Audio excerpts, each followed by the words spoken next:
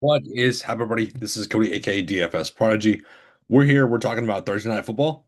This is Seattle versus Arizona. Before we begin, always like for me, definitely subscribe. That's going to try y'all know. And yeah, this is a doozy. We had a great game with the Lions and the Ravens. Derrick Henry, man, oh man, what's happening this season? Look like a Ron J. Stevenson out there. Wild.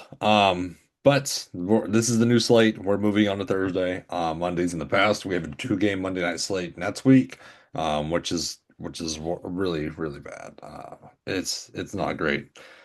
Jets and Dolphins, Bengals and Broncos, two-game slate. But here we have the Seahawks and the Cardinals, both 2-1. Seahawks are 1.5 point favorites, 43 over and under. So yeah, let's talk about it. Are also hit the like button for me. Definitely subscribe. That's what y'all know. It takes 2 seconds out of your time. It's free. Please help me out. My goal is 2,000 subscribers. We're getting there. So anyways, let's start with JSN, who's been consistent as can be. 96, 103, 124 yards, 20, 21, 23. Great play. Obviously, it's a great play. There's nothing wrong I can say about JSN here. He should be able to do wonders against this defense. I'm all over JSN, but Kenneth Walker. So week one was weird because he went 10 for 20. But then against Pittsburgh, 105 yards with the TD. And then he had two TDs that bailed him out last week because 38 yards isn't going to get it done. I don't know what to think of Kenneth Walker. He's kind of like the mystery man of the slate, where what do we do with him? Do we play him? Do we fade him and hope that he only sees that 10 attempts for 20 yards against this Arizona run defense? When you have Sandor right here at 10,000, who hasn't got you over 20 fantasy points yet, but he can certainly get it done in this matchup. Um, I mean, if we look at the Cardinals, the Panthers 27, the Panthers with Bryce Young, three TDs, 328 yards, and then against the Saints, 214. I mean, that's not terrible, but no TDs. So I think Sam Darnold, this is a bounce back spot for Sam Darnold, if you want to call it a bounce back spot. And the Cooper Cup, what he's been missing pretty much all the season out of the week two, where he went off for 7 for 9 with 90 yards. If you look at the snap counts, JSN, yeah, Cooper Cup saw more snaps. Torrey Horton, Jake Bobo, and Drake Young.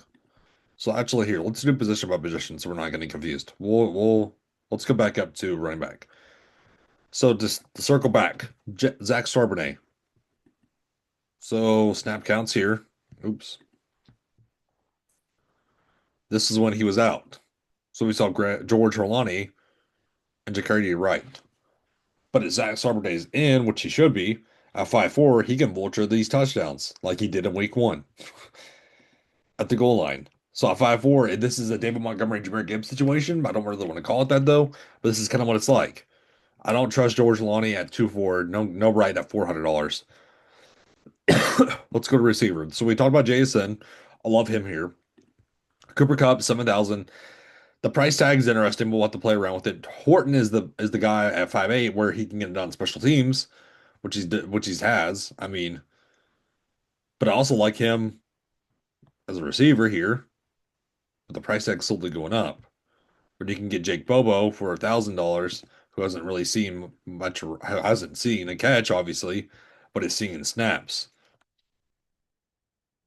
He's still seeing snaps. So that would be kind of my dark though. But I mean, Tesla last night, what happened with him? And then Young at 1-2. I'd rather go to Jake Bobo. But tight end wise, this is gross. AJ Barner, 2-8. If we look at snap counts, once again, oops, this is the Cardinals. It's a mystery bag. This is a true freaking spinning wheel of tight ends. So take a shot on whichever ones. But Arroyo is questionable. We need to watch the news on that. Um, so Barner 2-8. Saubert 800 or $600. I don't mind that. That's cheap. It's really cheap. So we just need to wait and see what's going on with them. Okay, on the Cardinals side, Kyler Murray, 10-8. The legs is what's going to get it done for him. We need that rushing ability. I kind of like Sam Darnold a little bit more than Kyler Murray, but he's going to have to get it done. It's going to be all on his shoulders because now the running back room. This is where it gets interesting as well. James Conner's out, which I hate the injury for him. I wish he wasn't hurt. So if we look back and see what happened with James Conner, Trey Benson saw uptick. And then Demercado saw a little slight uptick. So Benson they priced all the way up at 8.8. And then Demercado is 3.8. I kind of like going to Amari a little bit compared to Trey Benson, 8.8 now, who's seeing a full workload. Do I think it's going to be running back by committee? Not really. I think Benson's going to get the main stick of, yeah, of run. But if Amari gets kind of a lightning in a bottle sort of thing, 3.8's not a bad price tag for him. So, yeah, I would keep that in mind. Receivers room, Marvin Harrison drops. Drops are an issue. But at 7.8, I like the price tag. Michael Wilson, let's go to snap counts. Let's look at it. So Michael Wilson, Zay Jones, Dortch. Yep. So Dortch, 3-2. Zay Jones, though, is questionable. We know watch the news on him.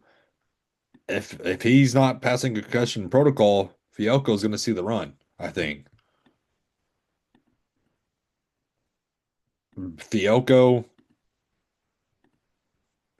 I mean, they have a Xavier Wooler. So one of these guys is going to get the bump up. I think it would be Fioco. Michael Wilson, 3-4. Not really getting it done for me. I watch it just go to Greg Dortch, honestly. But my main focus is Marvin Harrison Jr. So let's try to build something really quick. So say you want Jason at the captain. Say you're going all in, and then Amari Arnold. So what's the script we're trying to try to? Oh, Trey McBride. I forgot about Trey McBride. I mean, there's nothing wrong to say about Trey McBride, to be honest with you. That's why I might have forgot about him. Well, yeah, we'll throw him in there. Um, yeah, we're already getting gross. We're already getting gross. And then Benson or Marvin Harrison, but then you're fading Murray and Walker. So that wraps up the site presses, though. Thank you for tuning in to the Grain Safe Rest today, everybody. Have a good one.